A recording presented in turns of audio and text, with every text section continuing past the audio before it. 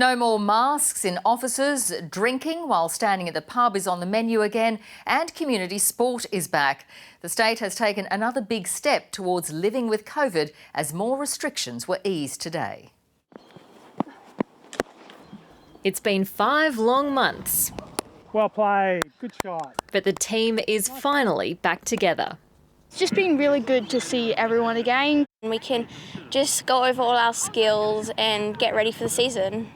Now that New South Wales has reached its 80% double vaccination target, community sports can get back up and running. In non-COVID times, the cricket season would be well underway by now. It's not been easy for us. It disrupts our playing. It also makes the planning process to bring teams together and recruit players really difficult. Bringing teams together has been tough in the corporate world too.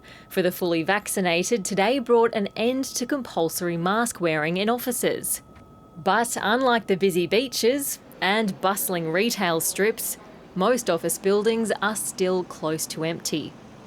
Through September, the Sydney CBD's office occupancy rate was just 4%. Now that's expected to lift as restrictions do, but the Property Council says the return to workplaces here will be more of a trickle than a flood. We will have a staggered return, and I think with the summer ahead, there's a lot of motivation for people to come back into town to see their peers and to collaborate. When they knock off, they can head to the pub and stretch their legs.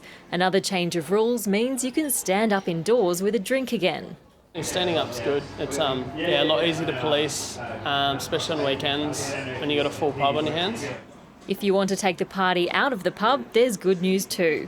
The number of visitors allowed at a household has increased from 10 to 20, and the cap on outdoor gatherings is up from 30 to 50.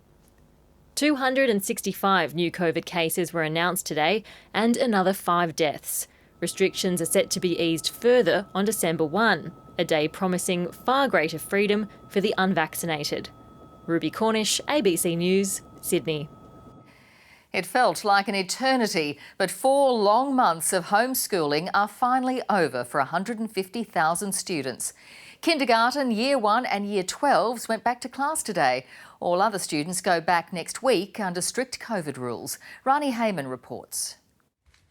Bellies full, uniforms on, shoes are tied and lunch is packed. I'm feeling a bit emotional, to be honest. He's been with me for 4 months almost, and it's time to go back 5 days. Kindergarten student Jared Slem is ready to see his friends. How are you feeling? Excited. Come on! How are you today? Welcome back! Year 1 student Olivia Curdy is also raring to go. Everything's gonna be great. It's gonna be a great day.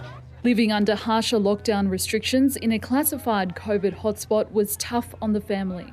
It's been a hugely challenging time. Both my husband and I work full time. The kids were really unhappy about being at home. Some Year 12 students are back for 2 weeks of revision before their final exams next month. It's nice to be back with people, but definitely looking forward to it all being over soon. Obviously, when it comes to sort of, large-scale learning from home, that's something that I don't ever want to see again.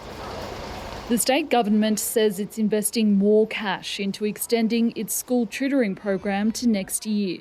While that focuses on learning loss, experts say vulnerable students will need more support. Our safety net systems that keep kids safe rely on us having eyes on children. And as soon as we shut schools down, kids became invisible.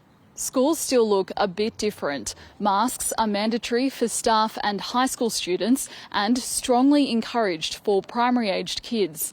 Staff must be fully vaccinated and schools can still temporarily close if a positive COVID case is found. I feel confident that they're doing everything they can to protect our babies. So you're going to miss your mum? Yep. A sentiment easily forgotten when walking in the gate. Most so excited they aren't looking back. Rani Hayman, ABC News, Sydney.